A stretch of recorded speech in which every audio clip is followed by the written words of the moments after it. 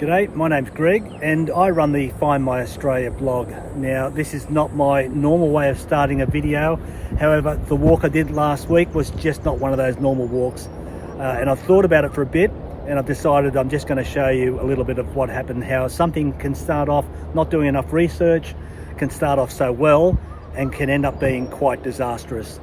Now I'll picture the day for you. It was around 38 degrees. My aim was to walk from Shellharbour to Minnamurra via the Bass Point Loop, which is just behind me over here. My research, not much. I looked up the AllTrails app, I looked up Bass Point Loop, I saw a loop trail green line around it, thought this looked pretty damn good. And that was my research, and also going out on my own, so not really good start for it. So I won't go much further into the video itself because I'm going to let that explain itself. What I am going to do today is just show you some of the safety features, some of the things I carry in my backpack here, which could get you out of a lot of trouble and possibly even save your life.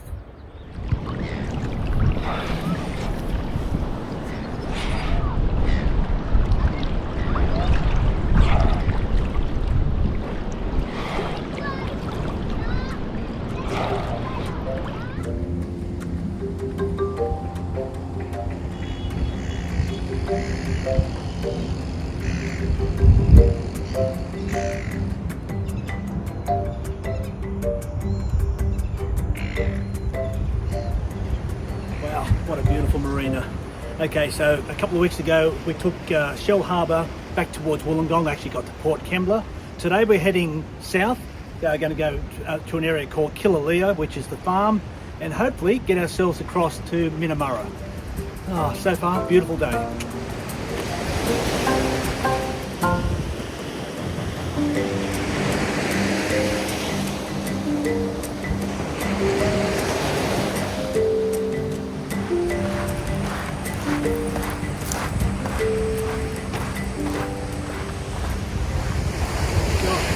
I have to say, I've come across some pretty strange beaches around the world, but in Australia, this is probably the first time I've seen a black beach. Now, it's probably reminiscent to some of the beaches I've seen in Greece, black sand.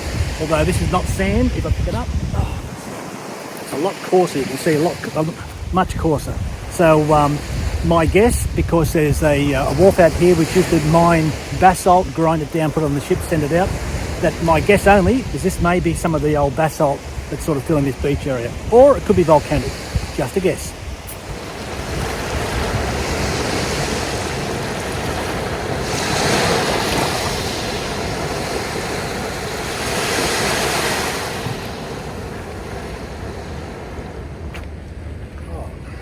Okay, look, I know I've said this many times before. If you are walking any of these coastal walks, take the opportunity, get off track a little bit and walk at some of these rocky headlands. Not an expert on rock formation, but let me tell you, you will love it.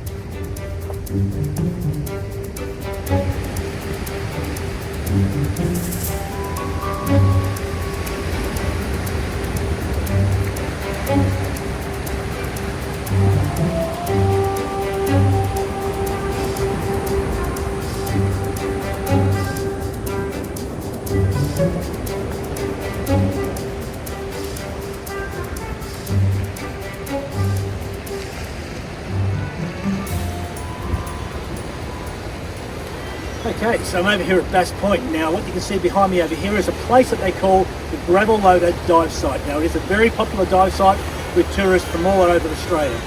Now the pier itself was built back around 1880 because the area around here was rich with basalt, and they used to mine it and ship it out through here. I know it stopped operations back in the late 1800s, restarted again and went to about 1939. And that's about as far as I'm going to go with the historical side of it, because I know I'm going to get it wrong.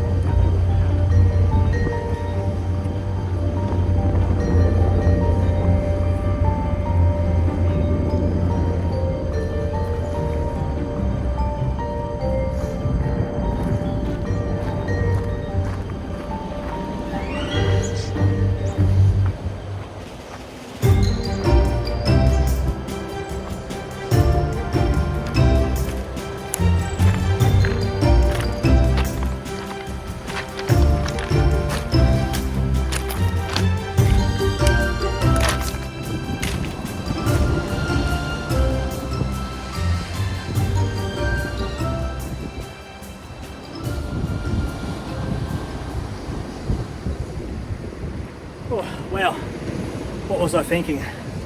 I've been around the Bass Point Reserve, Bushranger Bay Aquatic Reserve. A lot of rocky headland. I think I've taken on a little bit more than I should have. Thankfully I found a place to fill up the water. I ran out of water, of all things. And I've still got a bit more rocky outcrops to go around before I reach the farm. Then I've got the beach, back to Minnamurra. Am I enjoying it? Ask me at the end.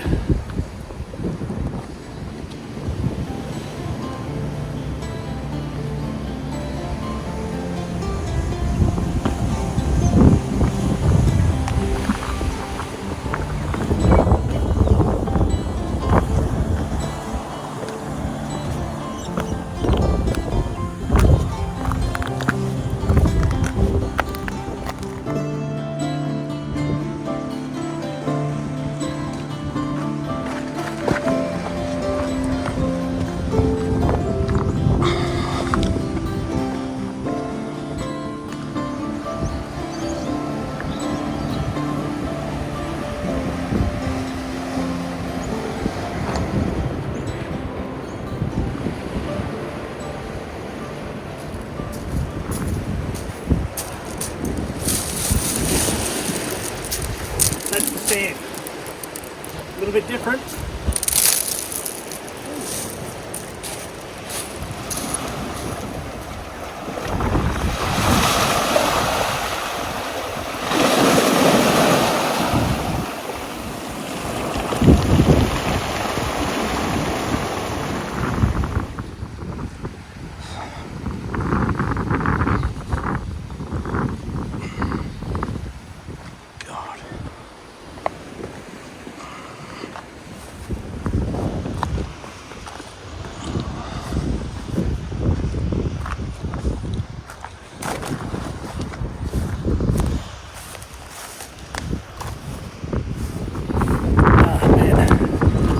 I've got to the stage now where I'm not really enjoying it because this side's mining, this side's a dropper, and I'm trying to walk the fence line. Far out. Should have looked in this one a little bit better. Man. Okay. This is what happens when you don't pay a lot of attention to it, although I've been following the AllTrails app. Got a few cuts going, a few things on the legs, a lot of bush bashing, and I've still got a lot to go. Fuck. Oh.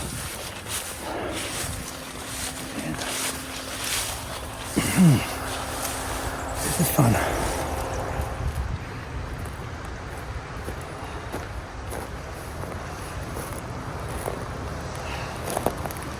Give me a moment.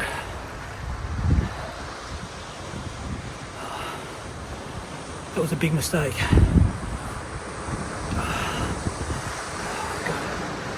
Cuts all over me. I've been going through thorns, head high. I couldn't turn back. No tracks. God, the main thing, you just got to learn from it. Don't panic. Don't panic. Thankfully, I got a couple of extra litres of fill up before I got into there.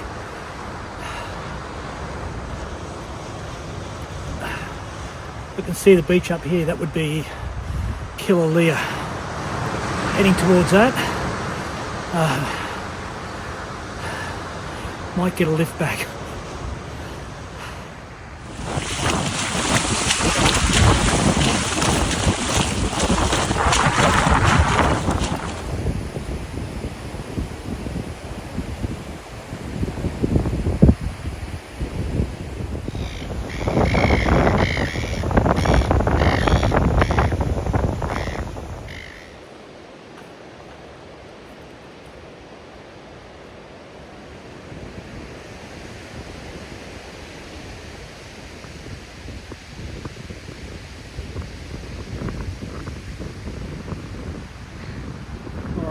So that's the end of my walk. That's a Shellharbour Shellharbour to Minnamurra Coastal Walk. It's via Bass Point Reserve and Minnamurra Beach. Now, how am I going to rate this one here? There were parts of it which were absolutely fantastic, great, and there was a section, say about 1.5 kilometres of bush bashing, where I really thought for a while I was going to need a helicopter to get me out. So now, what am I doing? These shoes have taken a bashing. These are my Keen waterproof shoes. Got the float, backpack, it's going to be on here, taking a nice cool paddle across the Minnamurra River, get the other side, looking forward to a cold drink, get on the train, fall asleep, and just get home. Overall, great walking parts, other parts.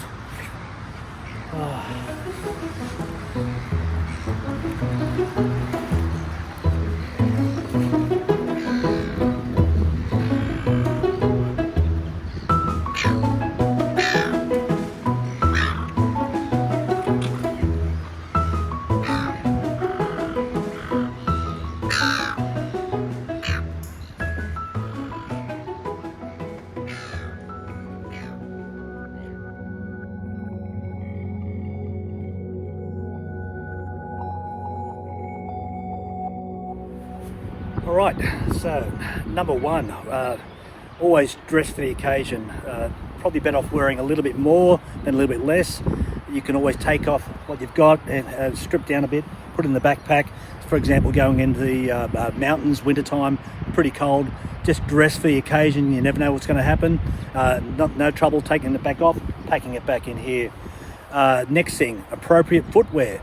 My choice of footwear, I wear the Keen Ridge waterproof shoes. I do see people every now and then heading out with thongs, flippers, floppers, whatever you want to call the damn things. And I can tell you, on this particular walk here, you would have been in some serious trouble.